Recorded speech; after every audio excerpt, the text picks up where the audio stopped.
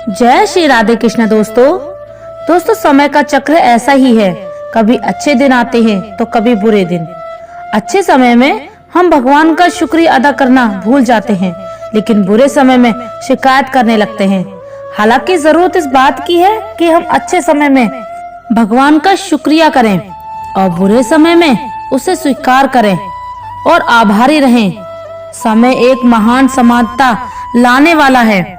एक गरीब आदमी भी राजा बन सकता है और एक बार एक आदमी जो महल में माली का काम करता था, बगीचे में कई तरह के फूलों के पेड़ों की देखभाल करता था। जब फल पक जाते तो वह उन्हें बेच देता। कभी कभी राजा उसकी मेहनत के लिए उसे इनाम भी देता। बगीचे में आम, अंगूर और नारियल के पेड़ थे। एक दिन माली टोकरी लेकर आया और उसे सोचने लगा कि राजा के लिए कौन सा फल ले जाया जाए। कुछ सोचने के बाद उसने अंगूर ले जाने का फैसला किया। उसने टोकरी भरी और महल की ओर चल पड़ा। उस समय राजा चिंतित था। एक जासूस ने सूचना दी थी कि एक पड़ोसी राज्य हमला करने की तैयारी कर रहा है। विचारों में खोए हुए राजा ने माली पर ध्यान नहीं दिया, जो चुपचाप टोकरी को पास रखकर चला गया। राजा ने बिना सोचे समझे अंगूर उठाए, आधे खाए और आधे फेंक दिए, जो माली पर गिरे। अंगूर को महसूस करते हुए माली बोला, प्रभु आप बहुत दयालु हैं। यह सुनकर राजा का ध्यान उसकी ओर गया। राजा ने फिर से ऐसा ही किया और माली ने फिर से भगवान का शुक्रिया अदा किया। हैरान होकर राजा ने पूछा कि जब वह अंगूर फेंक रहा है तो माली भगवान का शुक्रिया क्यों कर रहा है। माली ने समझाया, आज बगीचे में 3 तरह के फल थे, आम, अंगूर और नारियल। मैं सोच रहा था कि आपके लिए कौन सा फल ले जाऊं। भगवान की कृपा से मेरे मन में अंगूर ले जाने का विचार आया और मैं अंगूर ले आया। अगर मैं आम या नारियल लाता तो सोचिए मेरी क्या हालत होती। भगवान बहुत दयालु है। राजा माली की बात सुनकर सोच में पड़ गया। उसने महसूस किया कि वह व्यर्थ में चिंतित था। भगवान की कृपा से उसे समय रहते पड़ोसी राज्य की योजनाओं का पता चल गया, जिससे उसे अपने राज्य की रक्षा करने के लिए तैयारी करने का पर्याप्त समय मिल गया। उसने भगवान से प्रार्थना की, आभार व्यक्त किया और राज्य की रक्षा के लिए तैयार हो गया। जब युद्ध छिड़ा तो राजा उसमें शामिल हुआ और विजय होकर अपने राज्य को बचा लिया। बुरे समय में हर स्थिति का सामना करने से लायक बनते हैं। छोटी छोटी परेशानियों से निपटकर ही हम बड़ी समस्याओं का सामना करने में सक्षम होते हैं। जीवन में आने वाली छोटी समस्याओं से घबराने की जरूरत नहीं है। सकारात्मक रहकर रोजाना योजना बनाकर और समाधान ढूंढकर ही हम समस्याओं को हल कर सकते हैं। यह दुनिया अपने आप में एक अद्भुत चीज है। ये एक मंच है जहाँ हर कोई अपनी भूमिका निभाता है। जीवन की इस यात्रा में हम विभिन्न परिस्थितियों और अनुभवों से गुजरते हैं।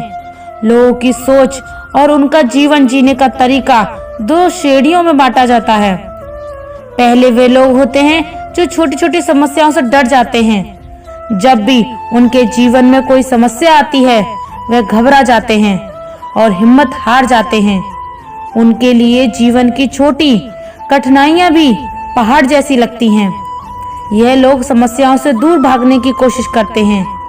श्रीमद् भगवत गीता सुनने और उस अमृत जैसे ज्ञान को समझने का अवसर है जो भगवान श्री कृष्ण ने हमें दिया है। यह ज्ञान न केवल हमारे दिल की परेशानियों को दूर करता है, बल्कि जीवन में शांति और खुशी भी लाता है। अगर आप अपनी समस्याओं का समाधान चाहते हैं तो इस वीडियो को ध्यान से देखें और सुनें। ऐसा लगेगा कि भगवान स्वयं आपसे बात कर रहे हैं। वीडियो शुरू करने से पहले दिल से जय श्री कृष्ण बोलें और कमेंट करके उनकी कृपा का अनुभव करें।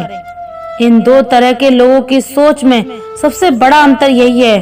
पहले तरह के लोग जीवन को एक बोझ के रूप में देखते हैं, जबकि दूसरी तरह के लोग इसे एक अवसर के रूप में लेते हैं। पहले तरह के लोग हमेशा अपनी समस्याओं के बारे में सोचकर दुखी रहते हैं, जबकि दूसरी तरह के लोग मुश्किलों से भी जीवन में सकारात्मकता ढूंढते हैं। जीवन में नजरिया सबसे महत्वपूर्ण है। यही लोगों की दिशा और हालात तय करता है। जिन लोगों का नजरिया सकारात्मक होता है वे हर स्थिति में खुश रहना जानते हैं। समस्याएं जीवन में आती हैं, लेकिन उनका समाधान भी हमारे अंदर ही छुपा होता है। ऐसे लोग हर चुनौती को एक अवसर के रूप में देखते हैं और इसे सीखने का माध्यम मानते हैं। वही नकारात्मक सोच वाले लोग हर स्थिति में केवल समस्याएं और कठिनाइयां ही देखते हैं। उन्हें लगता है कि उनकी समस्याएं कभी खत्म नहीं होंगी। इस सोच का नतीजा ये होता है कि वे जीवन में खुशी महसूस नहीं कर पाते, चाहे उनके पास कितना भी धन क्यों ना हो। वे हमेशा अधूरी इच्छाओं के जाल में फंसे रहते हैं। सच्चे मायने में केवल वही लोग जीवन का आनंद लेते हैं जो संतोष और धैर्य के साथ जीना जानते हैं। वे मानते हैं कि खुशी बाहरी चीजों में नहीं बल्कि हमारे अंदर होती है। अपनी इच्छाओं को सीमित करें और हर स्थिति में सकारात्मक रहें। संतोष और आंतरिक शांति ही जीवन में सफलता और खुशी की कुंजी है। यह हमें सिखाता है कि हर स्थिति में अपना मनोबल और आत्मविश्वास बनाए रखना कितना जरूरी है। जो लोग संतोषी होते हैं वे हर स्थिति में खुश रहते हैं। उनका ध्यान हमेशा उन चीजों पर होता है जो उनके पास है, ना कि उन चीजों पर जो उनके पास नहीं है। वहीं जो लोग संतुष्ट नहीं होते वे हर स्थिति में असंतुष्ट और दुखी रहते हैं। उनका ध्यान हमेशा उन चीजों पर होता है जो उनके पास नहीं है। वे सोचते हैं कि अगर उनके पास वह चीज होती तो वह खुश होते। यह सोच उनके जीवन में तनाव और दुख लाती है। अगर हम दूसरे लोगों से कुछ सीखें तो अपने जीवन को बेहतर बना सकते हैं। हमें ये समझने की जरूरत है कि जीवन में कठिनाइयां हमें तोड़ने के लिए नहीं बल्कि हमें मजबूत बनाने के लिए आती हैं। कठिनाइयां हमें कुछ नया सिखाती हैं और हमें एक बेहतर इंसान बनाती हैं। खुशी का असली स्रोत बाहरी चीजें नहीं बल्कि हमारा अपना मन है। अगर हमारा मन शांत और संतुष्ट है तो हम हर स्थिति में खुश रह सकते हैं। लेकिन अगर हमारा मन बेचैन और असंतुष्ट है तो हमें चाहे हमारे पास कितना भी धन और सुख क्यों ना हो, हर तरह का इंसान बनना चाहता है। क्या हम उन लोगों की तरह बनना चाहते हैं जो समस्याओं को देखकर घबरा जाते हैं, या उन लोगों की तरह जो मुश्किलों का सामना करके उन पर विजय पाते हैं? यह पूरी तरह से हमारी सोच और नजरिए पर निर्भर करता है।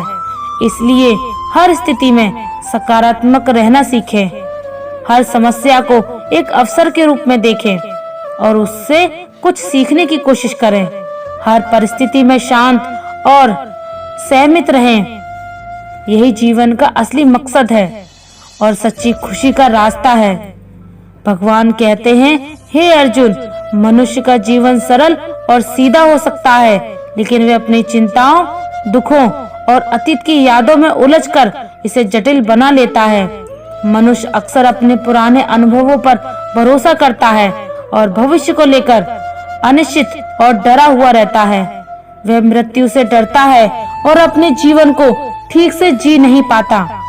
श्री कृष्ण कहते हैं कि एक बुद्धिमान व्यक्ति ना तो मृतकों के लिए शोक करता है और ना ही जीवितों के लिए, क्योंकि वह जानता है कि आत्मा अमर है।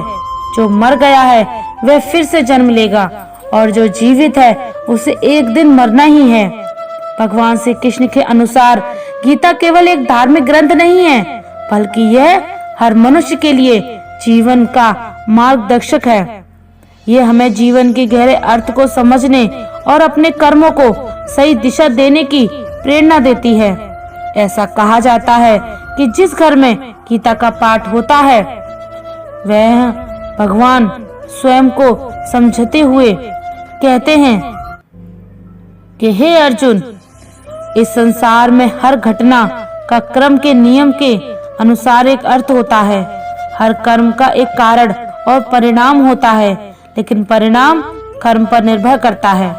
मनुष्य किस भावना और तरीके से अपने कर्तव्य का पालन करता है, यह उसके कर्म के फल पर तय करता है। श्री कृष्ण एक उदाहरण देते हुए कहते हैं कि जिस तरह आग लकड़ी को जलाकर राख कर देती है, उसी तरह आत्मज्ञान हमारे भीतर के सभी द्वंद्व को समाप्त कर देता है और हमें आंतरिक शांति प्रदान करता है। किस्मत के दम पर हर कोई चलना जानता है, लेकिन किस्मत उन्हीं की बदलती है जो अपनी मेहनत के दम पर चलना जानता है। मेहनत में मन लगाकर तो देखो, दुनिया हमारी ही सफलता की तारीफें करती है, नजर आएगी। तो दोस्तों, उम्मीद है आज का वीडियो आपको जरूर पसंद आया होगा। अगर वीडियो अच्छा लगा हो तो कमेंट में मन से जय श्री राधे कृष्ण जरूर लिखिए और ऐसे ही वीडियो और पाने के लिए हमारे चैनल को सब्सक्राइब करें, वीडियो को लाइक करें, ज्यादा से ज्यादा शेयर करें। धन्यवाद। जय श्री राधे कृष्ण।